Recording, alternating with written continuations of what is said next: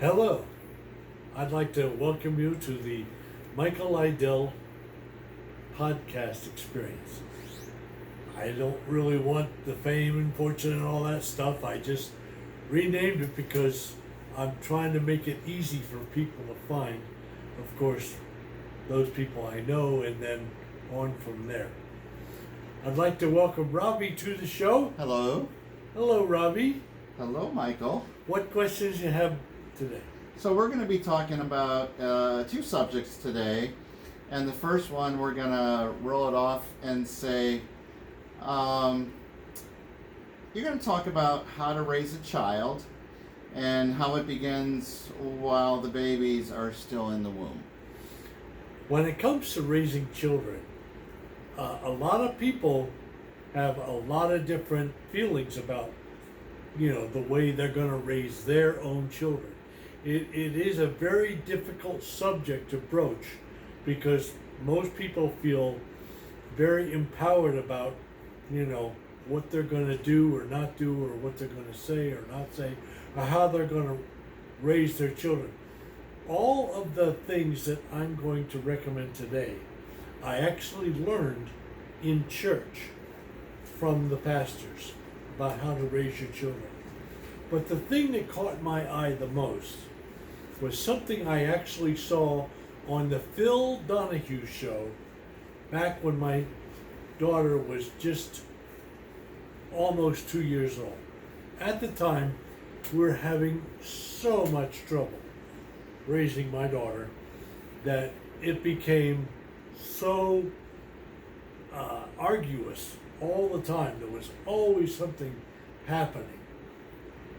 You've heard the term, Robbie, the terrible twos? Oh, yeah. That was the terrible twos, let me tell you. So I had saw this thing on Phil Donahue because, Phil Donahue was a very controversial figure. And whatever he could bring on that was controversial, so he brought on this one therapist who was saying that spanking was an important part of raising the children. Now, I already thought this way, but, the mother did not have the same feeling that I did. And so it wasn't until Michelle got so out of control that she said, because I kept telling her what I saw on Phil Donahue, how he was talking about how you go about doing this and so on. She finally came and said, all right, Mike, I've had enough. I can't stand it. Let's try it your way. I said, well, you're going to have to stand behind me. I'm going to give them one chance. And, Michelle, Danny, and David, whichever one we're going to discipline, I'm going to give one chance. And they're going to break that, because they don't believe you're actually going to do any spanking. So when the second time comes, all right, it's what have you done? Okay? Because Jesus at the well with the woman who was caught in the very act of adultery, he didn't say, oh, you're a this, you're a that, putting up walls, right? But instead he drew out of her sin. He said, woman, what have you done? And she said, I was having adultery and I know it's wrong. And so he said, let him who is without sin cast the first stone, because they were testing Jesus to see if he was going to do what Moses said and kill the woman in adultery, or if, they were trying to trick him. Always the Pharisees were trying to trick him, the Bible tells us. And so I asked Michelle, I said, Michelle, what have you done? And she said, well, I didn't do this, or I didn't, whatever the spanking was for. And you said that, and what did I say I was going to do if you did that again? And she said, well, you said you were going to spank me, but please don't spank me, don't spank me. So you get them, according to this psychologist on Phil Donahue, to hold the bed. So you got to have bed rails first of all, right? Mm-hmm. To hold the bed. Because if the hands are not holding the bed, what are they doing? They're blocking you from behind from giving the child a whooping on the part that God made to take the whipping on the actual butt. Not on the legs, not on the back, not on the arms, nowhere else. But it has to be, first of all, I want you to go back into your room and I want you to wait. It's never done in anger. You don't just get out and start beating, because that's more attention. And they're going to get you to whip them 24/7.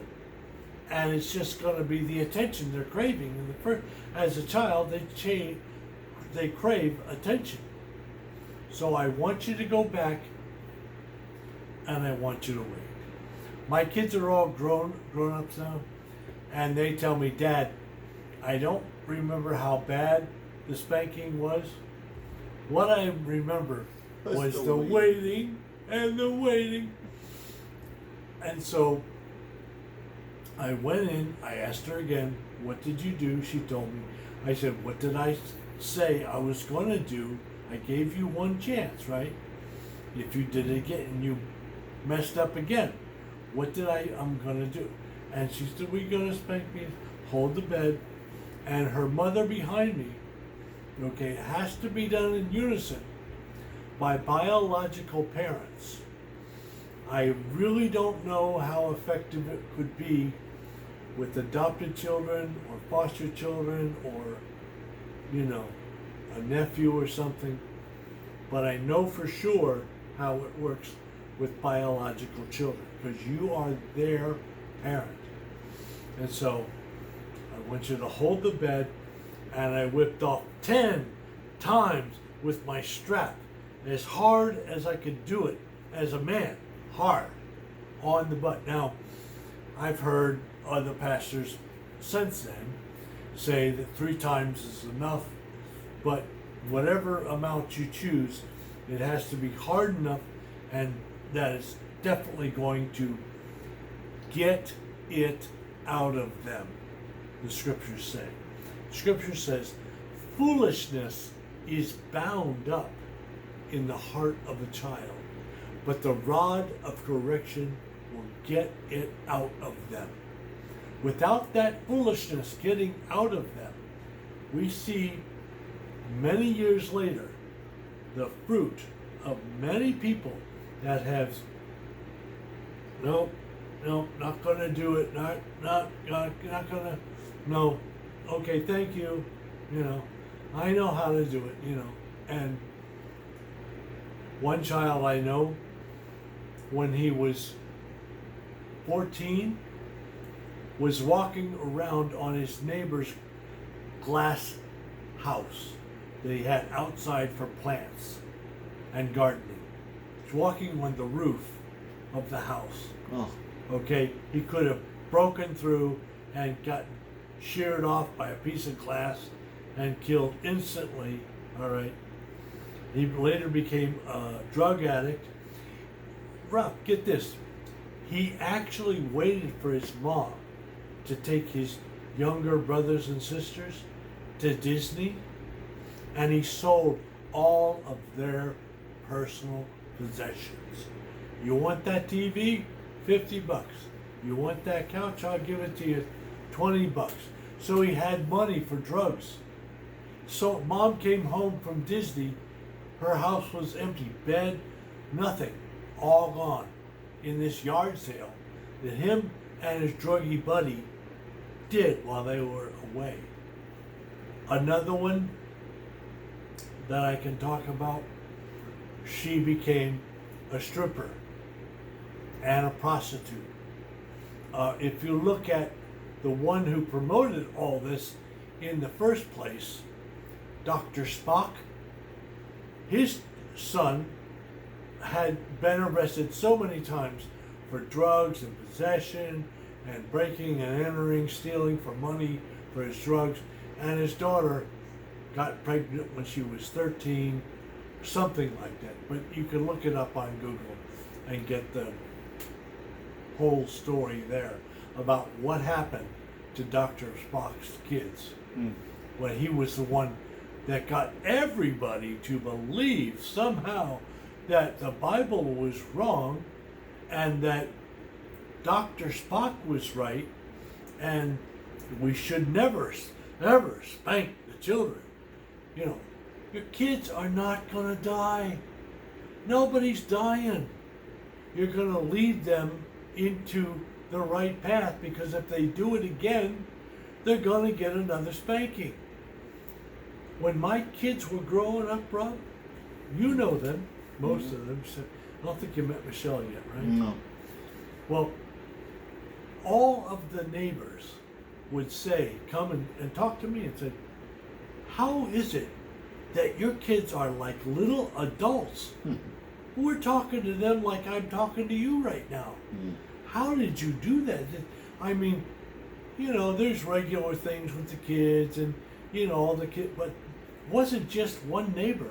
It was many neighbors telling me, okay, how did you do that? How is that possible? The way it's possible is you give them a chance, do it again, you're going to get a spanking, and whatever is inappropriate, many, many different ways and reasons for spanking. My son, David, refused to learn how to swim. And he came down here to visit his father every summertime when he was off school with my other son and my daughter, right? And the other two, they learned how to swim.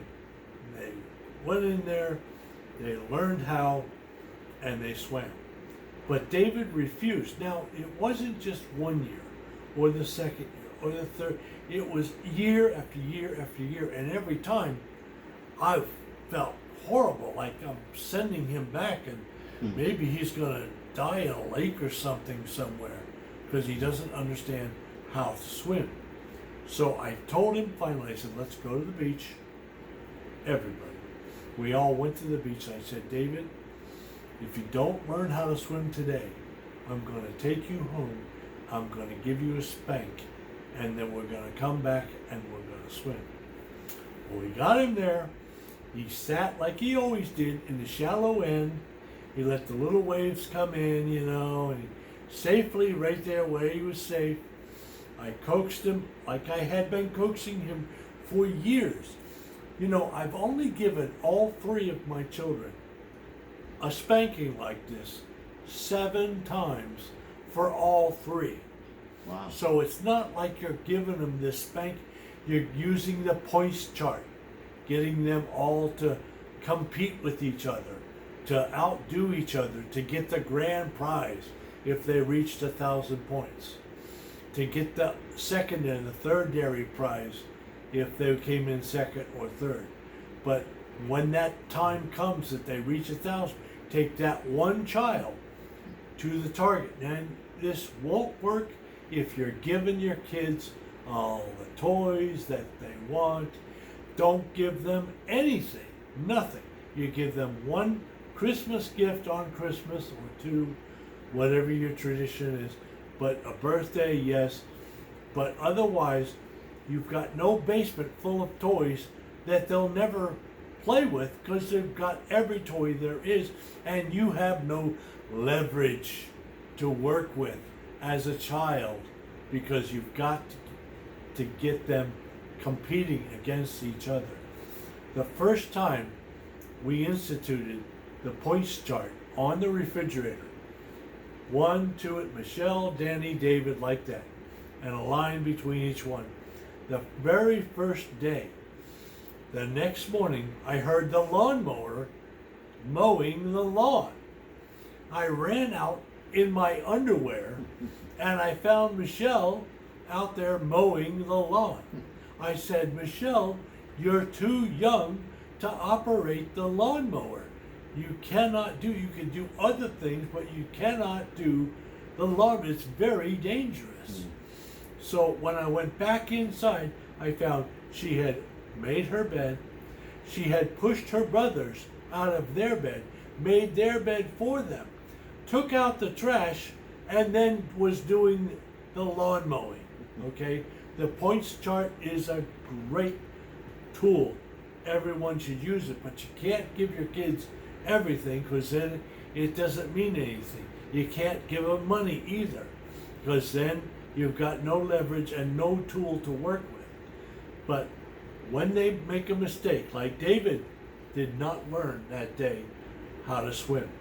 So I took him home, I gave him, and I spanked him, and the Bible says, foolishness is bound in the heart of the child, but the rod of correction shall drive it out of him.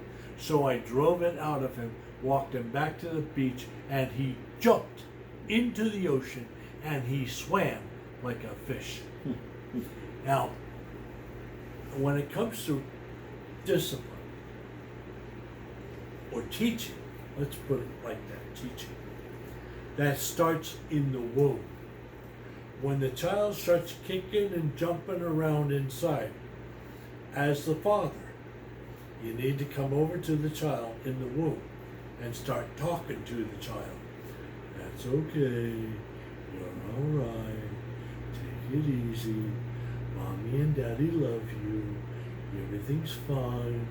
You're going to be happy. We love you so much. And just talk to him till the baby stops rooting around and clanging around in there. Now, when the baby comes out, I know the first night, the second night, maybe the third night, you gotta be with the child, ready to help him suckle, or, make sure that he's got food, that he's been diapered, that he's been washed first.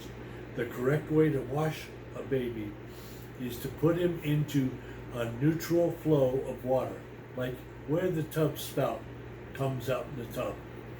And you put him underneath the spout with neutral, not hot, not cold, but right there, neutral water temperature. And you put the baby stuff on him, the Shampoo. soap, the baby soap is good for his eyes. You put that on him. You wipe it off until it feels as clean as your hands do when you finish washing. That's the way the baby should feel. Now, then you diaper him, and then it's time for him to sleep, because he drank a lot of mommy's milk. Now, this is a very important thing. When you go to burp a baby, you want to put the towel on your shoulder for the throw up from the burp. You want to put the baby there, and you want to start right between the butt and the lower back. Start down there, and you want to start patting. I'll just pat myself just to show you. Nicely pat the baby, okay? Starting at the base of the back, and you want to start down there, and you want to count to 100. 101, 102, 103. And as you're counting, you're getting higher up on the back. So when you reach 100, you're right up here, and everything goes down. If you are impatient and you want to deal with a screaming child who's still hungry now, and you want to shake the baby to get the baby to shut up because you're just going crazy with too much baby, that's where the problem comes in. If the baby's diapered and you properly burp the baby, 100, they burp, then you take the baby to the bassinet, okay? And then you hold the baby close, and you go all the way down to the floor of the bassinet, and you lay the baby there. When you lay the baby down, first time, gonna cry, scream, bloody murder, screaming, bloody murder. But you and your lovely wife go outside the bedroom, and you close the door. You've got your little baby monitor, so you can hear if anything terrible was to happen, like a crib, not a bassinet, but a crib can close in on a baby and kill the baby. Now, I'm sure they've worked that problem out. That was many years ago that was happening. But in any case, you've got the monitor, and you sit outside the door with the door closed, baby screaming, and you cry. You just sit there and I'm sorry, but you're gonna cry, and you're gonna cry, and you're gonna cry, because it's hard to do. Now, the baby will finally realize they're not coming, and the baby will cry itself to sleep and go to sleep. Now, the next time, it's gonna scream again, but not as long as the last time. And again, not as long as, until you can finally just go, lay the baby down, and the baby goes straight to, I know I've got to go to sleep, crying doesn't work, and they know that. And then, now you've got a child, and you work out anything that's inappropriate, that you can't fix with the points chart. And the points chart, like I said before, is a wonder, because the kids will all start to compete with each other, who can do more, and they all come to you and they all say, Daddy, Daddy, Daddy, I did this and I did this and I did this, when you come home, right? Doesn't matter right now.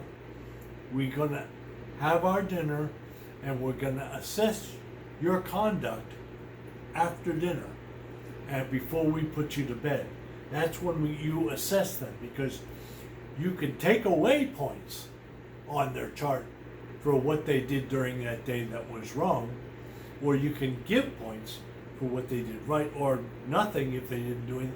But believe me, if you don't give them all the toys, all the money, all the stuff, if you don't give them that in the first place, you're going to have leverage, and you're going to get kids that compete against each other. This we learned in church, the points chart, not on the Phil Donahue show. And so then, after that, just continue. Like I said, one time, Michelle and David got the spanking because they didn't eat all their food. I was coming home every day, and their whole meal was left, and then they want to have peanuts and potato chips and pretzels, after, but they didn't eat their meal. So, and I had used the points chart, I was talking to them, I was telling them what was going on. Danny had just received a spanking for something that he had done wrong. So I announced to the three of them, who were all having trouble eating their meal, and I said, if you don't eat your meal when I come home from work tomorrow, you're all going to get a spanking. Well, I got home the next day, wasn't even thinking about it, and I found out Danny ate all his food. He cleaned his plate, everything was gone. Remember, he had just had a spanking. Michelle and David, they didn't eat their food. They're waiting for the pretzels and the potato chips. So I told them, I said, what did you do? What did I tell you were going to do? I want you to go back in the room and wait. Now, when I was a carpet cleaner, I would spend until about 10 o'clock at night calling people back, no cell phone, right? And making plans and reservations to come to their area. What day am I going to be in Pembroke Pines? What day am I going to be in Deerfield? What time am I going to be in Boca? Mm-hmm. So I'd make these different days available to people. But I'd be on the phone till about 10 o'clock, plus I had to eat, right? So Right. I sent them back, what was that, about 6:30? And they're waiting this whole time to get a spanking. I finally finished my phone calls. I think I finished like around 9 so I could get them to sleep. And I went back. Michelle was under the bed, in the corner, by the corner under the bed, okay, hiding from me as if I couldn't find her. David was up in the top cabinet of the closet, hiding from me there. So I took each one in turn, gave them the spanking, and then you do this. You say, now, when you're done crying and you feel like yourself again, I want you to come out and be with the family. You don't ever put them in a box and say, you've been bad, I just spank you, you stay in there forever. You don't ever want to put them in a box. You want them to know that with good behavior, they're welcome to be back with the family.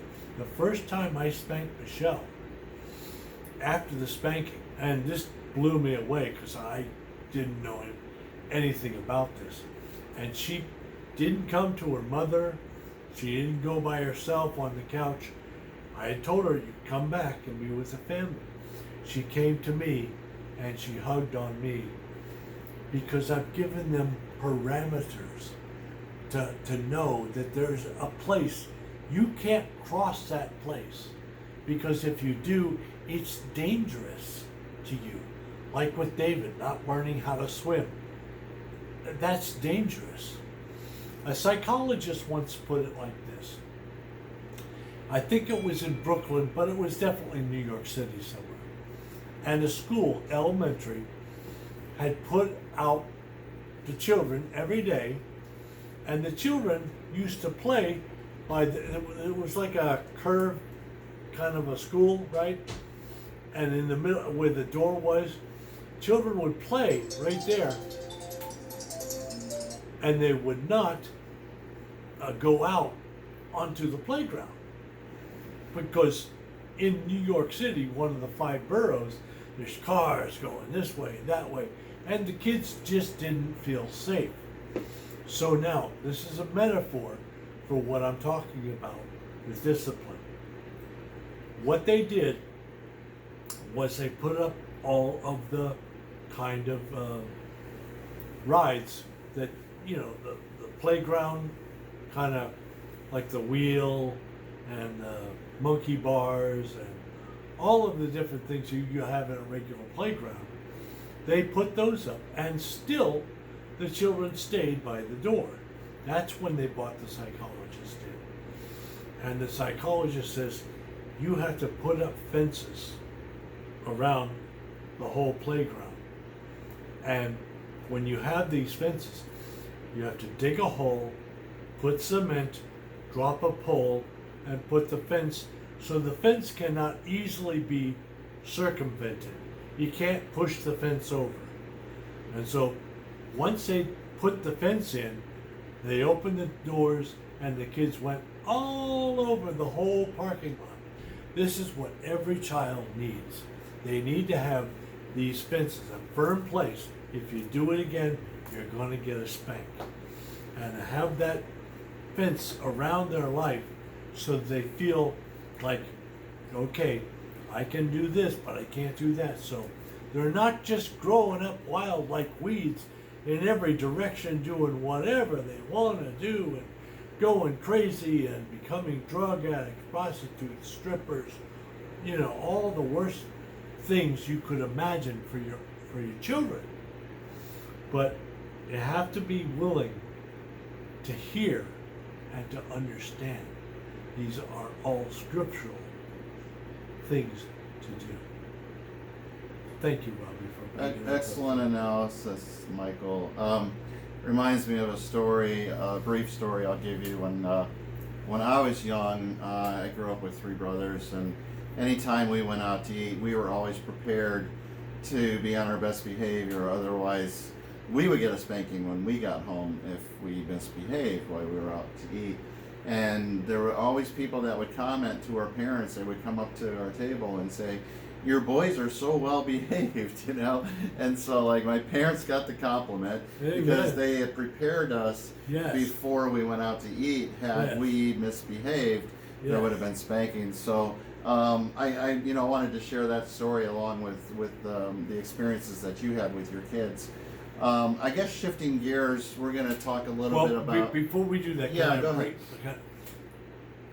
What you just said brings to mind something that I had received a compliment on. There was a time that I had to bring my kids with me when I cleaned carpet at people's homes. Mm. And so I knew I had my children under control. And, you think about Mrs. Smith, Mrs. Jones, they've got their beautiful, items all over the place.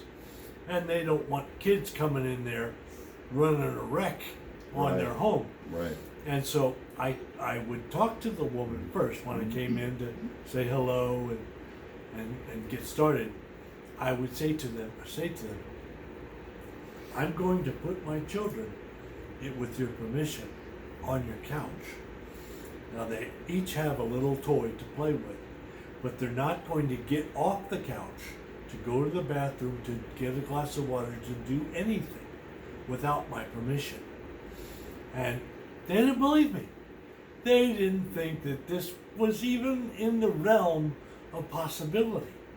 And that's exactly what happened. And at the end, they would say to me, I can't believe, when you first came here, oh my God, I was, going racking my brain. Oh no, this is not good. This is not a good thing. But your children, I can't believe they just sat there the whole time. And if they needed they got my attention. I escorted them to the bathroom or got them a glass of water or a sip or whatever. And it's really true, isn't it? As you have said about your parents when you went out to eat. Did they use that in other areas or just when you went out to eat? Oh no, if they were entertaining at the house, we were we would not speak until spoken to. We were on our best behavior if there was company coming over to play cards with them or something like that. Yeah. Or if we were at a social setting like a wedding or a funeral or whatever the instance was, we could have been on vacation, but we were always prepared to behave, and we knew what the consequences were had we misbehaved. And you know what? That's why you're such a wonderful person. It really is. Did you ever think of it that way? And What have you been, if you were spoiled and allowed to do whatever you wanted to do and say whatever you wanted to say, go? What if that had happened? You ever think of that? I wouldn't want to know what No. my life would be that way, but Yeah. I guess it's a good way to reflect back. And I mean, the 80s were such simpler times too, the 70s and the 80s. When you were bringing up your kids in the 80s, or our parents were bringing us up in the 70s, and it was just much simpler times. People didn't have cell phones connected to their hip pocket, or the kids weren't, texting every 20 seconds. So it was definitely a different time, much simpler. I guess shifting gears now, we could talk about what's been in the news a lot in the last couple of years, and that's AI, artificial intelligence. Yes. And you wanted to talk a little bit about Replit, I'll spell it, REPLIT, and tell us a little bit about your thoughts on that. Well, I took the Tony Robbins AI Advanced 3-part series course on this past Thursday, Friday, and Saturday. Mm-hmm. I drove Mr. Robbins when he came down here. He was one of my customers, and I was familiar with him. Of course, I followed him since I drove him. But the one thing, now Tony Robbins wasn't really one of the main players in this 3-part series that you can still get until tonight at midnight. This is Sunday. What's the date today? November 9th, November the 9th? 2025.